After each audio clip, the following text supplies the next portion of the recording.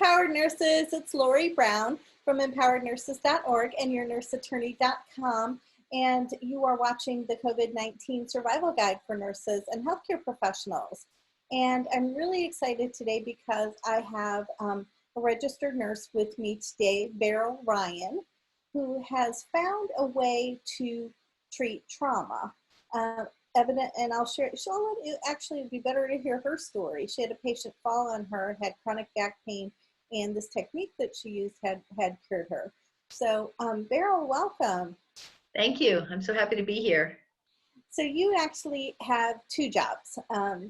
First is a technique that you call tapping, is that it? Correct, or emotional freedom technique, also known as EFT. And I'm also a hospice nurse. Wonderful. So how did you get into this emotional freedom technique? Well, it was sort of a strange thing. When I was in nursing school, I had a patient walking down the hall with me, and he had a heart attack and just dropped dead and landed on top of me. And I was screaming, of course. I was brand new to nursing. I was an aide in the middle of school, and the nurses came running in and checked on him and said, "Oh, I don't know if he's a code or not," and they left him on top of me. And then they came back and said, "Oh, he's not a code," and then they took him off of me. And it was incredibly traumatic. I had extreme left sciatic pain. I think it was left for a really long time. And if I was off work, then I went back to work, and then I had 33 years of all different injuries, all different traumatic, just pain, pain, pain, pain. It wasn't like there was ever another trauma, but it was on the top and the bottom and the right and the left and sciatic and no sciatic, and it was just seemed uncurable. I had done everything traditional, everything non-traditional. My workers' comp company was incredible with allowing me to do anything. And then one night I heard a speaker talking about this technique, and I thought, well, that sounds interesting. So I took a class and I got really excited, and I decided to get certified. And part of that process was doing sessions for my own work so that I didn't bring my stuff to the clients. And I had one session and my pain was gone. It's amazing. It's been 7 years and I just went crazy. Wow. And I can imagine, you know, how many nurses out there who are watching this are suffering from chronic pain as well. Yes, absolutely. Yeah. Absolutely. But before we talk about EFT, I want to talk about hospice nursing. So what are you doing differently in the middle of this crisis? Well, I'm fairly new to the hospice position. I was in corrections for 11 years and just shifted over this year. And we still are going into homes. We're doing screening ahead of time to ask family members and the patients if there's any symptoms. And if there isn't, we're just going in unmasked. Well, we use gloves, but not in isolation. And so far, everybody's pretty comfortable with that. Well, just stay safe. Yes. So I want to thank you for being on this series, and all the nurses who are watching, because we're going to have an experience in a minute of this emotional freedom technique, which I'm hoping that you will use over and over again to help you with pain and to release the trauma when this is all over. And I think Beryl has a really exciting technique to share with you. So why don't you tell our viewers about what an emotional freedom technique is and how it works. Okay, so in a minute we're going to do a tapping round. It's really touching 9 points of meridian. There are meridian endpoints, or places where the meridian is closer to the surface of the body. And you touch on these certain points and you say certain phrases, and it calms the amygdala, number one. And number two is it allows the energy to flow in the body once again. So you said when this is over to use tapping, you know, when the trauma's over, but really they can use it after their shift. They can use it in the middle of their shift if something is really triggering them. They can just go in the restroom and do it. It takes around about maybe 20 seconds to do. And it just calms the body and makes you realize that you're not being chased by a tiger, which is what your body is thinking when you're in this fight or flight. Your amygdala is going, oh my God.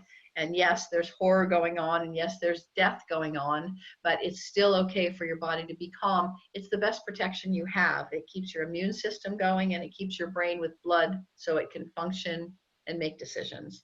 So it's really important. And those are the ways it works. Tapping is more the vernacular now, but it was really started as EFT, emotional freedom technique. And it's good for emotional pain, physical pain, trauma, really anything that bothers you, it works for. But I think for trauma, it's really important. And I want to say before we begin a round that everybody's experience of what is freaking them out is different. And so to identify the specific aspect of what's freaking you out is what will make it most effective. Hmm. And how can nurses remember to do this at work? Like if they're in the middle of the trauma or they're feeling reactive, and how can they remember? What triggers or what cues can help them remember? Well, I think once somebody does it once and experiences the calming that their body experiences so quickly, I think then it becomes like, oh yeah, it's a visceral, it's like it's a cellular memory, like, oh, this works for me and I can do this really quickly. And I think that's what will help to just like remember the more we get out of the frenzy, whether it's the atmosphere or our thinking, the better off we'll be and the better life we'll have, even in the middle of the chaos. Hmm. Sounds great. And I've done tapping before, and my one of the questions I have is, maybe I should wait till after, but I'll ask now, is, you said to identify what the problem is specific as you can. And what if you get the wrong words? It doesn't really matter because a lot of it is intention. Your body knows what you're doing. And, for some people, they say, well, I don't know what to say. And I just say, I start with, even though I don't know what to say. Oh, okay. Right? Even though I don't know what to say, but I'm feeling off. Great. I just had a session with a doctor previous to this, and he's not in the hospital, but he heard of doctors in the hospital, and there was a piece of that for him that was making him crazy. Right. So everybody's experience is different. But when you and I do this together now, we'll just do it generic. And people will understand that they will, as specific is the most effective. Okay. So we're going to have the experience, and Beryl's going to lead us. And I have to joke that I have COVID nails because my manicurist has been closed. But we'll do the best we can. Okay. So we're going to begin on the karate chop, which is the side of the hand that's fat, like you would break a board with it. That's why we call it karate chop. So you can see me. Okay. Yeah. Okay. And so is there a particular piece for you, Lori, that's upsetting you about this virus? I feel like I take on I take on the worries of all the nurses out there.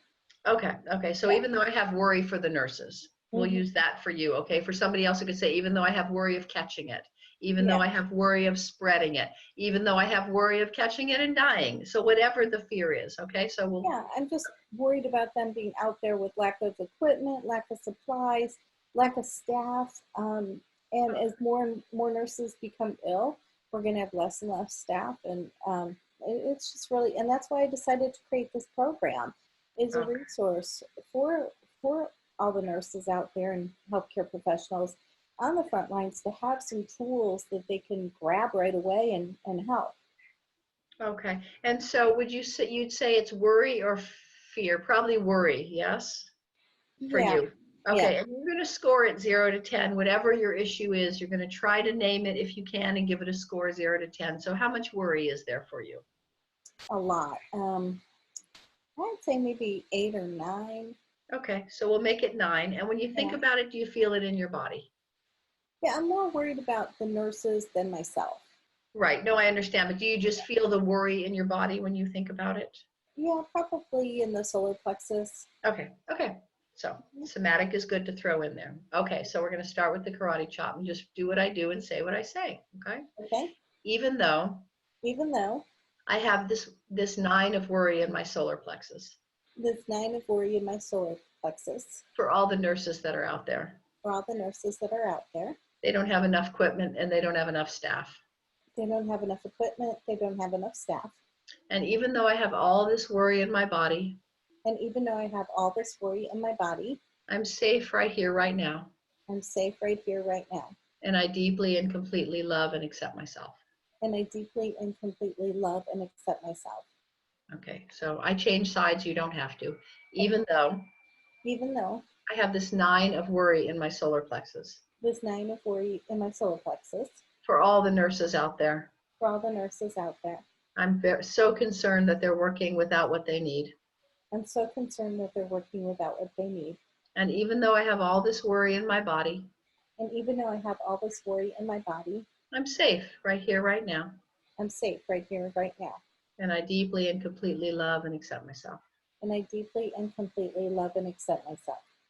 Okay, and then one more again, you don't have to trade, but you can. Even though Even though I have this 9 of worry in my solar plexus, I have this 9 of worry in my solar plexus, I just feel for all the nurses out there I just feel for all the nurses out there and that they don't have enough equipment that they don't have enough equipment and they're not going to have enough staff. and they're not going to have enough staff. And that really worries me. And that really worries me. And even though I have this worry in my solar plexus, And even though I have this worry in my solar plexus, I would like my body to calm down. I would like my body to calm down. It's okay for me to be at peace and calm down. It's okay for me to be at peace and calm down. And I deeply and completely love and accept myself. And I deeply and completely love and accept myself. Okay, and then the top of the head, like a little circle, all this worry in my solar plexus. All this worry in my solar plexus. And the eyebrow right by the nose, right where it starts. Both hands? You can do both or one, it doesn't matter. I usually do both. All this worry for the nurses. All this worry for the nurses. And then outside on the eye, right on the bone here, they don't have enough equipment. They don't have enough equipment. And under the eye. And they're understaffed. And they're understaffed. Under the nose. All this worry for all these nurses. All this worry for all these nurses. Right here in the crease, all this worry for the nurses. All this worry for the nurses. And then right here on go notch, your notch an inch down, an inch over like this, either side or both again. All this worry in my solar plexus at about a 9. All this worry in my solar plexus at about a 9. And then under the arm, right on the bra strap, letting all that worry go now. Letting all that worry go now. I'm safe. I'm safe. Okay, so now take a deep breath. Blow it out. And then just tune in with how you feel. Did it go down at all? Yeah, it really has. Okay, so that's an example where nothing outside needs to change, but your body can still be calmed. Neat. Amazing. So what kinds of things would nurses say to themselves? Well, it could be, even though I'm afraid I'm going to catch this, I'm safe right here, right now. Even though I'm afraid I'm going to be a carrier and bring it home to my family, I'm safe right here, right now. The basic recipe always at the end has at the end, I deeply and completely love and accept myself. And I often and most of the time throw that in, but you can also say any other thing, right?